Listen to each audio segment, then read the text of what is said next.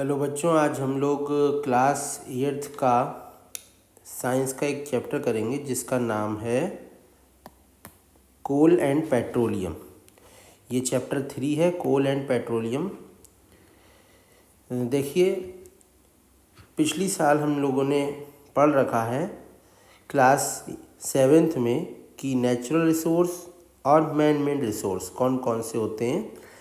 ऐसे रिसोर्स जो नेचर हमें प्रोवाइड कराती है इन्हें कहा जाता है नेचुरल रिसोर्स, और वो रिसोर्स जो मैन मेड होते हैं मतलब इंसानों द्वारा बनाए जाते हैं इन्हें कहा जाता है man made resource.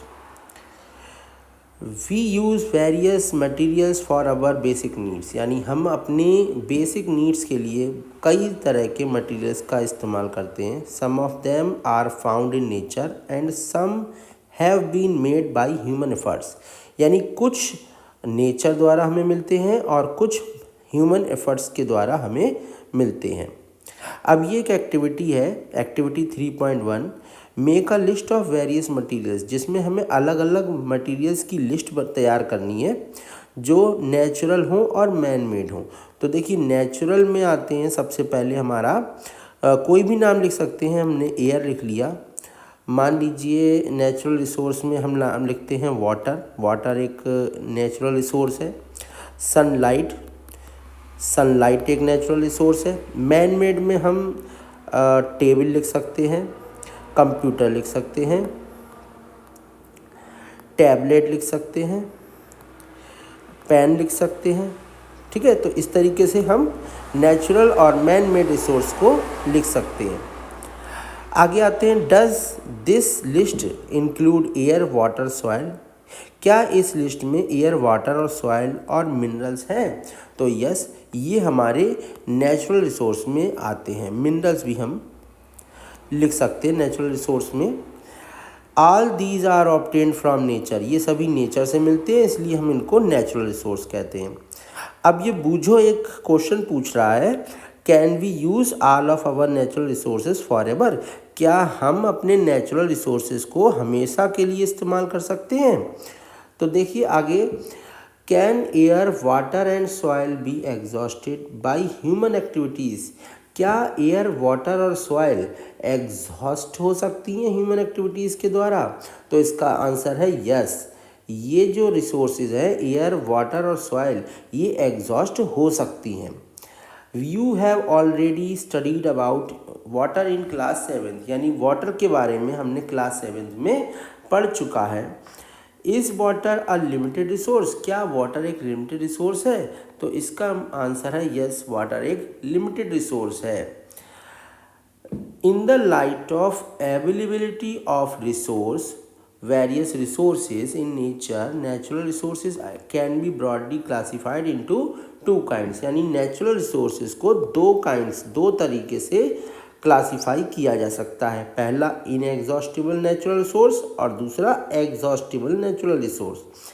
Inexhaustible natural resource वो होते हैं are not likely to be exhausted by human activities, यानी ह्यूमन एक्टिविटीज़ के द्वारा वो ख़त्म नहीं होते। जैसे आपका सनलाइट और एयर, ये आपके इनएग्जॉस्टिबल रिसोर्स होते हैं जो जल्दी ख़त्म नहीं होते।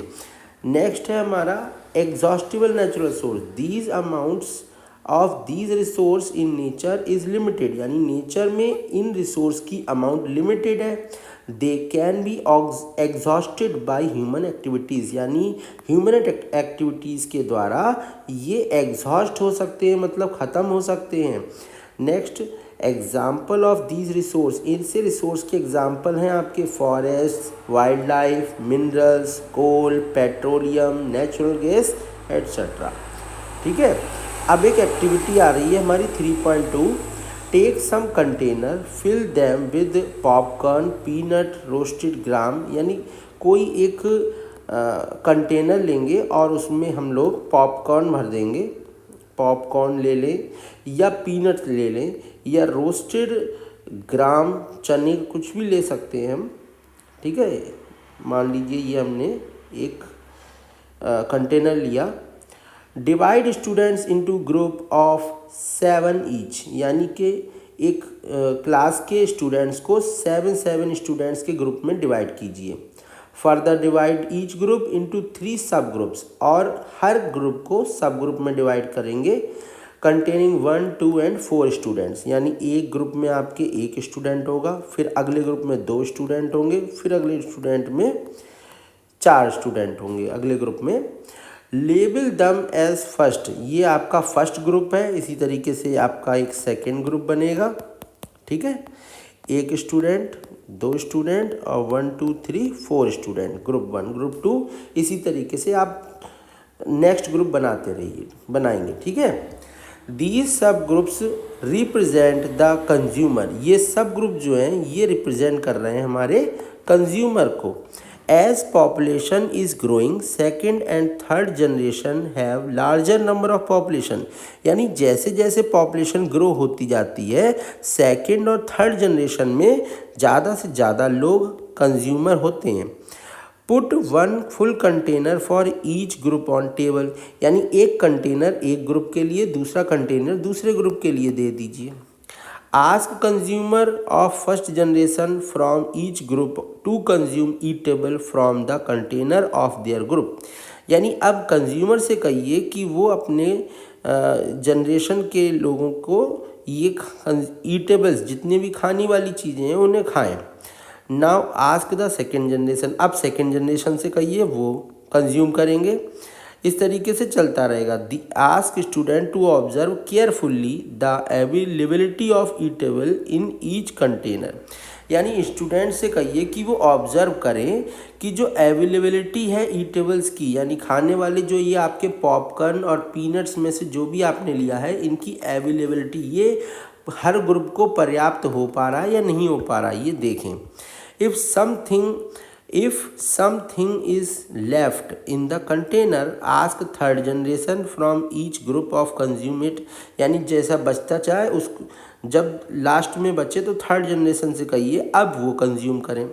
Now finally observe whether all the consumer of third generation got eatable or not, अब देखिए क्या थर्ड जनरेशन के लोगों को खाने की चीज़ें मिल गई हैं या नहीं। Also observe if anything is still left in the container, और ऑब्जर्व कीजिए क्या कंटेनर में अब कुछ बचा है या नहीं। तो कहने का मतलब इस एक्टिविटी से हम लोग ये ऑब्जर्व करेंगे कि जो पीनट्स वगैरह अच्छी चीज़ें हैं, खाने वाली चीज़ें हैं, ये फर्स्ट जनरेशन के लोग पहले पेट भर के खा लेंगे, फिर सेकंड जनरेशन के लोग पेट भर के खा लेंगे, और फिर जो बचा हुआ होगा वो थर्ड जनरेशन के लोग खाएंगे। हो सकता है थर्ड जनरेशन के लोगों को खाने की चीज़ों को कमी आ जाए, ठीक है, ऐसा भी हो सकता है उनको ना भी मिले, ठीक है। तो इस तरीके से assume that the eatables in container represent the total availability of exhaustible natural resource like coal, petroleum और नेचुरल गैस, यानी एज्यूम कर लीजिए कि जो ईटेबल्स हैं वो एक तरह से कोल, पेट्रोलियम और नेचुरल गैस हैं। ईच ग्रुप में have a different consumption pattern, यानी हर ग्रुप का अपना एक कंजम्पशन पैटर्न होता है। Are the earlier generation of any group too greedy, क्या अर्लियर जनरेशन यानी कि पहले की जो जनरेशन थी वो ज़्यादा ग्रीडी मतलब लालची थी। It may be that the earlier generation in some groups were concern about the coming generation and left something for them, क्या कोई ऐसी जनरेशन थी जो अपने आने वाली जनरेशन के लिए उन्होंने कुछ खाने के लिए छोड़ा। In this chapter we will learn about some exhaustible natural resource, यानी कि इस चैप्टर में अब हम कुछ नेचुरल रिसोर्स के बारे में पढ़ेंगे, जैसे कि coal, petroleum and natural gas. These were found from the dead remains of living organisms, यानी ये जो रिसोर्सेज हैं ये लिविंग ऑर्गेनिजम्स के डेड बॉडी से बनते हैं, डेड से बनते हैं, जिनको हम फॉसिल्स कहते हैं। These are also known as fossil fuels, इनको हम फॉसिल फ्यूल्स भी कहते हैं, ठीक है। एक बार फिर से देखिए, petroleum and natural gas, these were formed from dead remains of living organisms, यानी कोल, पेट्रोलियम और नेचुरल गैस ये बनते हैं डेड रिमेन्स से नेचुरल ऑर्गेनिजम्स के, इसलिए इनको फॉसिल फ्यूल्स भी कहा जाता है। तो देखिए सबसे पहले आता है हमारा coal. It is a hard stone and it is black in colour, यानी कोल, ये आपका कोल दिखाया गया है, ये एक हार्ड स्टोन की फॉर्म में होता है जो ब्लैक कलर का होता है। Coal is one of the fuel use to cook food, यानी खाना बनाने के लिए यूज़ किया जाने वाला एक फ्यूल है ये। Earlier it was used in railway engines, यानी शुरुआत में इसको रेलवे इंजन्स में इस्तेमाल किया जाता था, टू प्रोड्यूस स्टीम, ताकि स्टीम को प्रोड्यूस किया जाए और इंजन को चलाया जाए। It is also used in thermal power plant to produce electricity, यानी थर्मल पावर प्लांट में इलेक्ट्रिसिटी प्रोड्यूस करने के लिए इसका यूज किया जाता है। Coal is also used as a fuel in various industries, यानी कोल का उपयोग अलग अलग इंडस्ट्रीज़ में भी किया जाता है। स्टोरी ऑफ कोल, अब देखते हैं हम लोग कोयले की कहानी क्या है। Where do we get coal from and how it is formed, यानी कोल हमें कहाँ से मिलता है और ये बनता कैसे है। तो देखिए अबाउट 300 मिलियन ईयर्स एगो, यानी लगभग 300 मिलियन ईयर्स पहले की बात है। The earth has dense forest, earth पर बहुत घने घने जंगल थे। Low lying wet land areas थे, यानी कि गीले एरियाज थे जहाँ पर पानी भरा रहता था। ड्यू टू नेचुरल प्रोसेस, और नेचुरल प्रोसेस के जरिए, बाढ़ आने के जरिए ये जो जंगल थे वो दब गए, अंडर द सॉइल, मिट्टी में दब गए। एज मोर सॉइल डिपॉजिटेड ओवर देम, जैसे जैसे सॉइल धीरे धीरे इन पर और जमा होती गई, दे आर कंप्रेस्ड, वो दबते चले गए।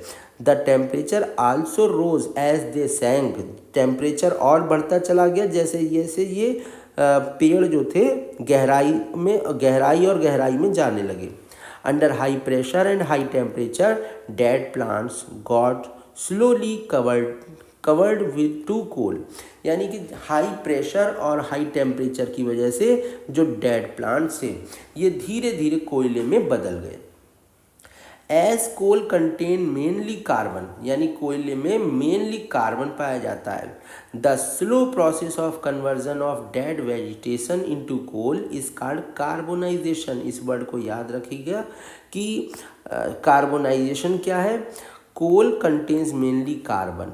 The slow process of conversion of dead vegetation, यानी कि डेड वेजिटेशन का कोयले में कन्वर्ट होने की धीरे धीरे होने वाली प्रोसेस को कार्बोनाइजेशन कहते हैं। Since it was formed from the remains of vegetation, यानी जो कोयला है वो वेजिटेशन यानी वनस्पति के रिमेन्स से बनता है। Coal is also called fossil fuel, इसलिए हम कोल को फॉसिल फ्यूल भी कहते हैं।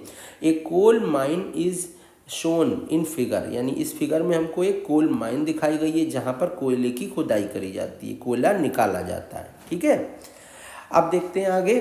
When heated in air coal burns and produce mainly carbon dioxide gas, यानी जब एयर में कोयले को जलाया जाता है तो ये जल करके कार्बन डाइऑक्साइड देता है।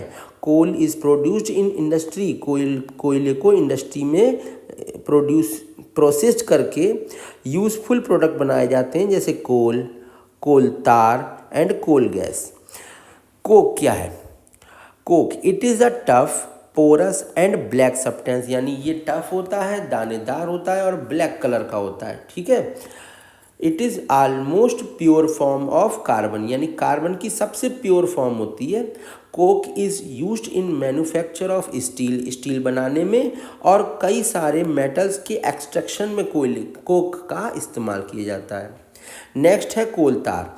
It is a black thick liquid, यानी कोल तार जो है ब्लैक कलर का और लिक्विड की फॉर्म में होता है with an unpleasant smell. It is a mixture of, यानी ये एक मिक्सचर है अबाउट 200 सब्सटेंसेस, यानी लगभग 200 सब्सटेंस मिलाए जाते हैं जिससे कोल तार बनता है। Products obtained from coal tar are used as starting material for manufacturing various substances used in everyday life in the industry, यानी कोलतार का इस्तेमाल करके हमारे लिए इंडस्ट्रीज़ में कई सारी चीज़ें बनाई जाती हैं, जैसे कि synthetic dye, drug, explosive, perfumes, plastic, paint, photographic material, roofing material etcetera. Interestingly, naphthalene balls are used in repel moths and other insects are also obtained from coal tar, यानी कि जो हम नेफ्थलीन बॉल का इस्तेमाल करते हैं अपने कपड़ों में कीड़े ना आए इस वजह से, तो वो भी आपका कोल तार से बनाया जाता है। These days bitumen a petroleum product is used in place of कोल तार, यानी आज के समय में कोल तार की जगह पे बिटुमेन नाम का एक प्रोडक्ट है जो पेट्रोलियम से बनाया जाता है। इसको हम इस्तेमाल करते हैं रोड बनाने में। ठीक है, पहले कोल तार से रोड बनाई जाती थी, अब बिटुमेन का इस्तेमाल करते हैं। कोल गैस, नेक्स्ट हमारा प्रोडक्ट है कोल गैस जो कोयले से बनता है। Coal gas is obtained during the processing of coal to get coke, यानी कि कोल गैस बनाई जाती है कोल से कोक बना करके और कोक से फिर प्रोसेसिंग करके कोल गैस बनाई जाती है। It is used as a fuel in many industries situated near coal processing plant, यानी कोल प्रोसेसिंग प्लांट में के आसपास की जगह पर बहुत सारी इंडस्ट्रीज़ में फ्यूल के रूप में कोल गैस का इस्तेमाल किया जाता है।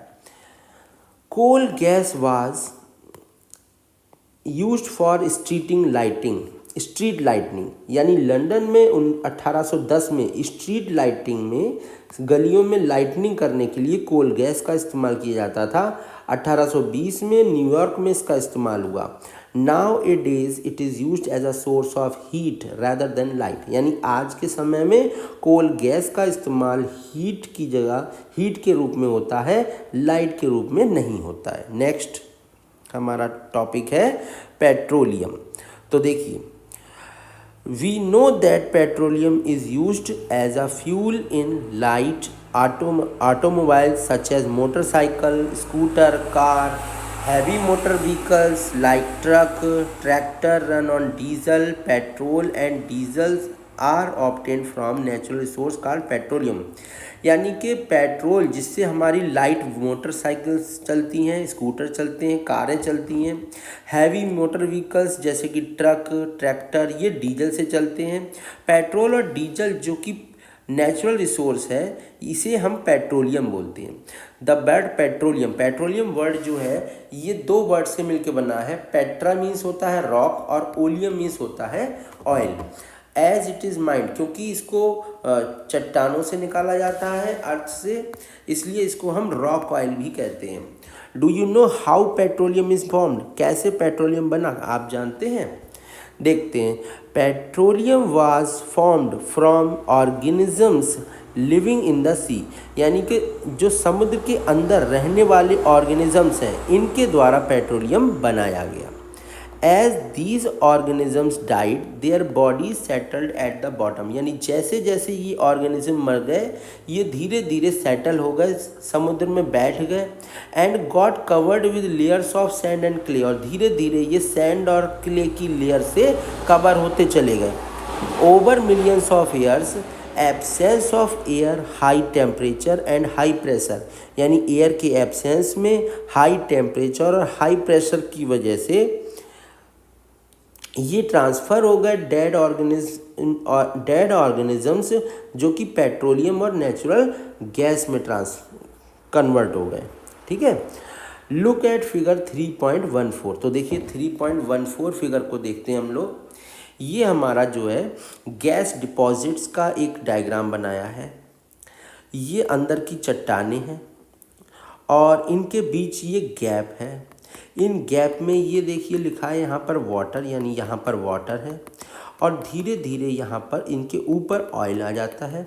ठीक है, जिसको हम क्रूड ऑयल या पेट्रोलियम बोलते हैं, और उसके ऊपर आ जाता है गैस।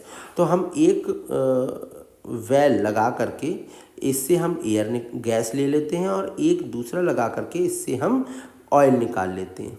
ठीक है, तो इस तरीके से ये हमारा काम करता है। Do you see that layer containing petroleum oil and gas is above that of water, यानी हम ये देख रहे हैं कि जो लेयर पेट्रोलियम ऑयल और गैस को कंटेन करती है वो वाटर के ऊपर है। Why is it so, क्यों ऐसा क्यों है? इसका रीज़न ये है कि पेट्रोलियम ऑयल और वाटर जो है पेट्रोलियम ऑयल हल्का होता है, वाटर हैवी है, इसलिए वाटर नीचे आ जाता है, पेट्रोलियम ऑयल ऊपर। Recall that oil and gas are lighter than water, देखिए यहाँ पे लिखा हुआ है कि जो ऑयल और गैस है वो वाटर से हल्का है। The world's first oil well was drilled in Pennsylvania USA in 1859। यानी 1859 में यूएसए में वर्ल्ड का सबसे पहला एयर ऑयल वेल ड्रिल्ड यानी कि रिफाइनरी, इस प्लांट को रिफाइनरी कहते हैं जहाँ पर ऑयल निकाला जाता है ज़मीन के नीचे से। 8 years लेटर और 8 साल बाद 1869 में ऑयल वाज स्टक एट मक्कम इन आसाम। आसाम में एक जगह है माकुम नाम से, वहाँ पर ऑयल निकाला गया था 1867 में। In India oil is found in Assam. यानी इंडिया में ऑयल आसाम, गुजरात और मुंबई हाई में पाया जाता है। In the river basin of Godavari and Krishna, यानी कृष्णा और गोदावरी नदी के किनारे। Refining of petroleum is dark oily liquid. यानी पेट्रोलियम जो है वो एक डार्क ऑयली लिक्विड है। It has an unpleasant order, यानी इसमें एक अनप्लीसेंट ऑर्डर आती है जो हमें पसंद नहीं है, महक। It is a mixture of various constituent, यानी ये एक मिक्सचर होता है जिसमें कई सारे कंस्टिट्यूएंट पाए जाते हैं। Petroleum gas, petrol, diesel, lubricant oil, paraffin wax etcetera. The process of separating the various constituent fractions of petroleum is known as refining. यानी कि अलग अलग कंस्टिट्यूएंट को अलग करने की जो प्रोसेस है इसको हम बोलते हैं रिफाइनिंग। और रिफाइनिंग की जाती है पेट्रोलियम रिफाइनरी में। ये पेट्रोलियम रिफाइनरी का एक डायग्राम बना हुआ है, यहाँ पर एक ये चिमनी लगी हुई है, इसमें रिफाइनिंग की जाती है पेट्रोलियम की। नेक्स्ट है various constituent of petroleum and their uses are given in table 3.1। यानी टेबल 3.1 में हमें कई सारे कंस्टिट्यूएंट और पेट्रोलियम के और उनके यूज़ दे रखे हैं। नंबर 1 पे है पेट्रोलियम गैस। इसका इस्तेमाल होता है होम में फ्यूल के रूप में, इंडस्ट्री में। पेट्रोल का इस्तेमाल होता है मोटर फ्यूल के रूप में, एविएशन फ्यूल के रूप में, सॉल्वेंट फॉर ड्राई क्लीनिंग में सॉल्वेंट के रूप में।